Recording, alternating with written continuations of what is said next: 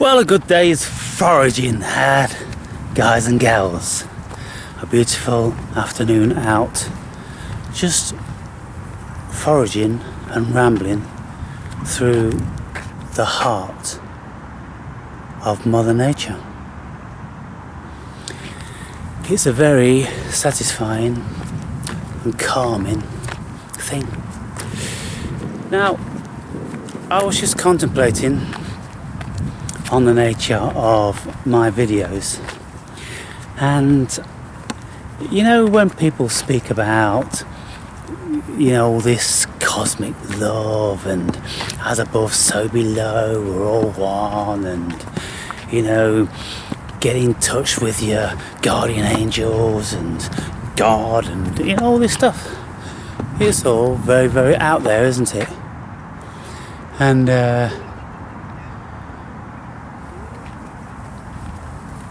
I'm just looking at a squirrel's dray.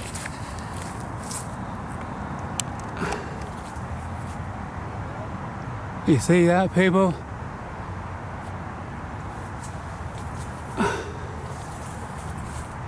When you get a big group of leaves and branches, twigs. Now that one looks an old one. A few years old, that one. The new ones, they'll be building them now for the fall, bending over all the supple branches and tying them together somehow. It'd be interesting to watch a video on that. But yeah, you know, all you people, you've got your lives and you got families and probably kids and jobs and all this sort of stuff, and you watch my videos and you know, I live a weird life, don't I? It's kind of like, yeah, well, you know, it's all right for you on the dole, Aaron. Well, we've got this and we've got that. Yeah, it is. It's all right for me because I've chosen this path because I had all that stuff in my time when I wanted it, but then I didn't want it anymore. And so now, what I want is what I've got. And you watch me, you know, foraging around and talking about trees and this, that and the other, not got a care in the world, not got no press engagements, not got to be nowhere, not got to answer to anybody, and you know, it's a beautiful thing. But Alan Watts, when he used to speak about this stuff, and people, you know, used to have an issue with it, I don't know whether he coined the phrase or not, but he used to use it in any case. He used to speak about beautiful nonsense. It sounds like beautiful nonsense when we're talking about being at one with the cosmos and, you know, we are God and the cosmos is us and we're having a dream, and, you know, it's all this fantastical stuff. This cosmos is fantastical, people. You know, don't be beguiled by these silly-billy scientists in whatever field they're in, telling you that they know something. Because if you listen to the words said under their breath, you'll realise that they don't know anything. And I've said, you know, lots of times, whenever people listen to Mikhail Kaku, you know, the American-Chinese theoretical physicist. He's got long, steel grey hair. And the first thing he says before he starts speaking is, we physicists think. And that's it. We physicists think this and think that, and then he goes into all different sorts of wonderful stuff, and then the mainstream media grab hold of what Mikhail Kaku said, and then they promote it, promulgate it as if it is actually a thing and it's real, when they've missed out the very most important part of all that is that it's only a hypothesis. We physicists think. They miss that bit out. They don't plaster that all over the tabloids, and so then people get led falsely under the impression that scientists actually know something when they don't. You know, when it comes to the cosmos being 14.8 billion years old, I mean, look, what is a billion years? A million? And so they can narrow it down, you know, to so many millions. What's a million years? What does that mean? A million years? 1,000 years? And then a billion is a million millions. And so that they can, you know, narrow down the age of the cosmos, you know, down to like, let's say 50 billion years, or what is it? Fucking no, 50 million years, or half a billion years. I don't fucking know. It's all bollocks, people. It's all bullshit. And when you think about, they've only just invented the freaking telescope a few hundred years ago, and you know, all this stuff. Really, quantum physics is only 100 years old, and as soon as quantum physics started to make manifest, all of a sudden it caused a massive problem for Newtonian physics, because they don't marry up. So Newtonian physics works in its own right, quantum physics work in its own right, but the macro and the micro don't marry up. They work completely differently. And so it's kind of like, it's a spanner in the works. And then all the scientists go home with their tails between their legs, because they don't really know what the fuck's going on here. And so, yeah, I mean, I think we're all espousing beautiful nonsense. Mikhail Kaku is espousing beautiful nonsense. And anybody that's ever been anybody, Einstein and Newton and Carl Sagan and all these people, they're all espousing beautiful nonsense, people. Because all this stuff is just within the dream, and there's no proof of any of it. And all these fantasies that the human being comes up with just come and go. And so, yeah, I'll accept that I'm espousing beautiful nonsense.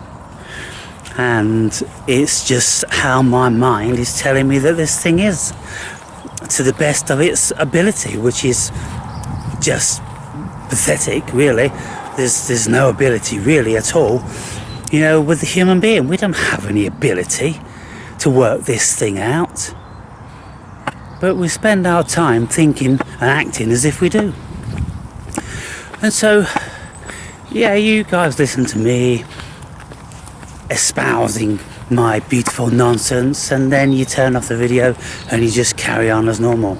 Some of you will go and pack chickens, and some of you will be representatives for alcohol and cigarettes, selling, you know, hard sale, any number of things.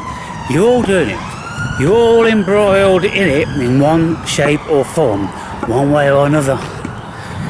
And, you know, if I've got, say, like, well, there's 450 odd subscribers, every single one of you guys will live a different life.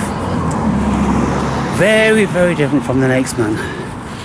You'll be thinking different, your education will be different, your intellect will be different, your state of consciousness will be different, and you will all be espousing your own beautiful nonsense. And so that's all I'd like to say. You know, because in the past, recent times, I've been listening as much as I could bear to my old videos.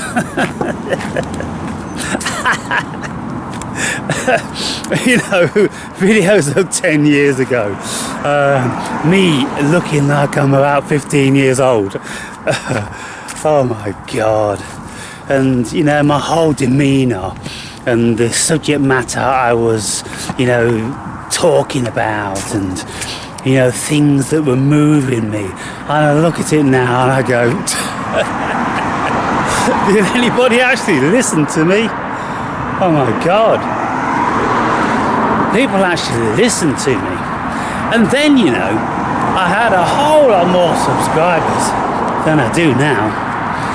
And many more people used to watch my videos then, when my discourses were a whole lot more mundane, you know. And so more people could get their heads around them. But now, ever increasingly, more and more, I'm just espousing beautiful nonsense.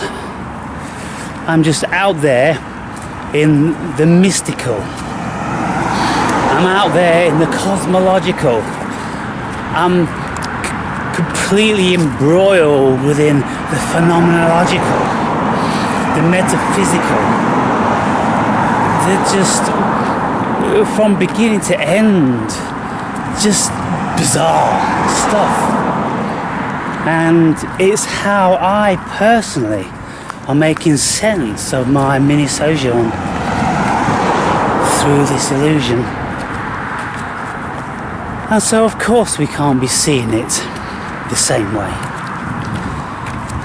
And you know, there's never been a single two of us which have had identical lives. We're all like snowdrops in that we are very individuated. And so, you know, when we look at what we're doing, watching all these different varieties of videos, you know, sometimes when you guys have channels of your own, which is quite rare, 90% plus, I've just got a dead channel.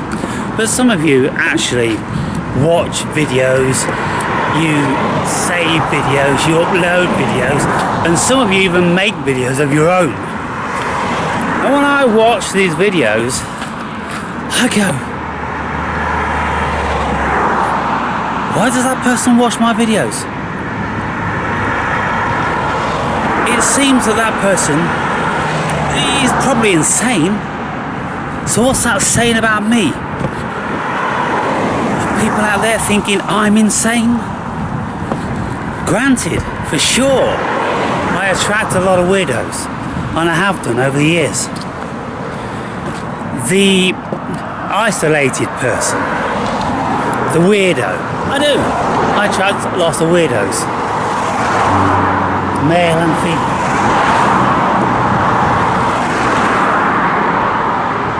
I don't attract a lot of people which appear to be really compos mentis, that have really got their act together, because they're far too busy doing more important things. I would like to think that I could attract people in the ilk of, you know, Peterson, intellectuals like that. But why would they be watching my video? They're far too busy raking in the millions to be watching shit kickers videos like mine. And if I think that, okay, I get what you're saying, Peterson, I'm pretty sure you get what I'm saying, and he probably would. I mean, for sure, I'm positive that he would. But why would he want to? When he's already saying it, you see. That's the thing.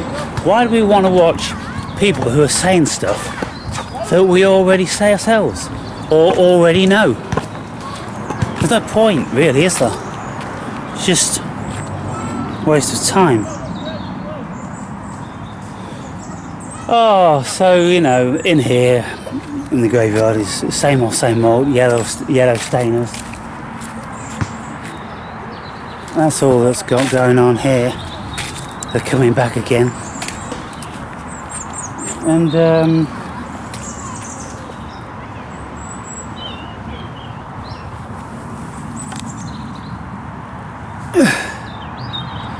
look at that.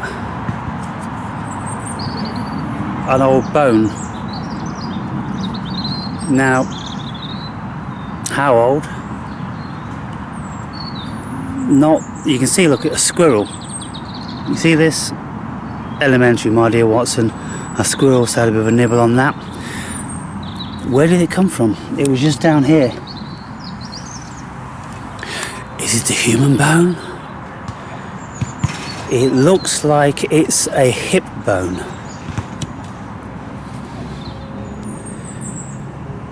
Any paleontologists out there? Anyway, that's gone on my shelf. You see, why was that laying there? Why did I come in here? Why did I pick it up? It's just lying next to a grave. A bone. Oh, where did it come from? Can anybody help me? You see, this is the thing, isn't it? If I try to work out where this bone came from, if I took it to a paleontologist, they'd probably tell me, yeah, it's bovine, you know, it's a cow bone, and it's about 100 years old. Okay, so we've established what species it is. What the fuck's it doing there? Where did it come from? Where's the rest of it? We'll have to call in Inspector Clouseau or Columbo to solve this problem. Yellow stainers.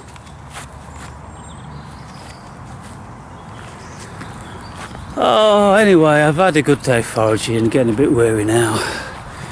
Go back and see my little boy. He's in his cage. I had a meditation for an hour and he was having hoodie babais. So he goes to sleep in my hoodie. And he loves it when I meditate because you know, he's got that warmth without all the jiggling around that I would normally be doing. And so yeah, nothing better than hoodie babais.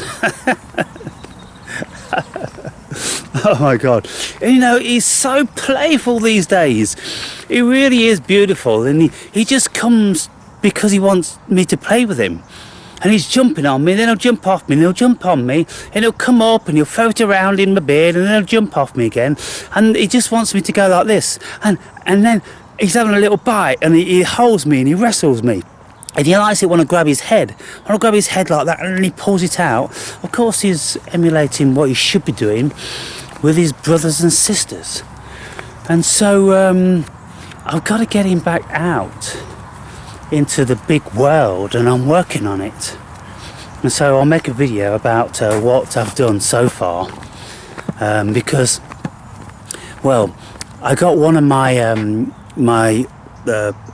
you know, these woolen hats, and I've put it in his bed, so he'll be getting his scent on that.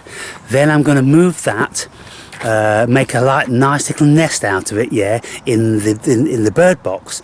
Then I'll take his blanket away, and then he shouldn't have too many problems going in there. But he just doesn't like going in there. He won't go all the way in.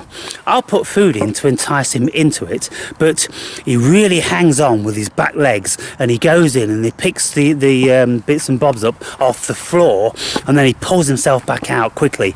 He doesn't want to go in. And I don't know whether he smells something in there. Maybe he smells other squirrels, you know. But I bleached it out and, you know, give it a good clean out. But I've got to try to entice him into that. And I suppose if I take his blanket away, then he's going to have no choice. And so that's where we are, people. Anyway, it's turned out a beautiful day. And so... What have you guys been doing all around the world? I mean, I'd love to know how you spent your day. If there was 50 of you just told me, like, you know, 10 lines each, how you spent your day, I'd like, fuck, what the fuck? I wouldn't be able to get my head around it. And I guess that's like you watching me. You can't get your head around it, can you really? Why would we?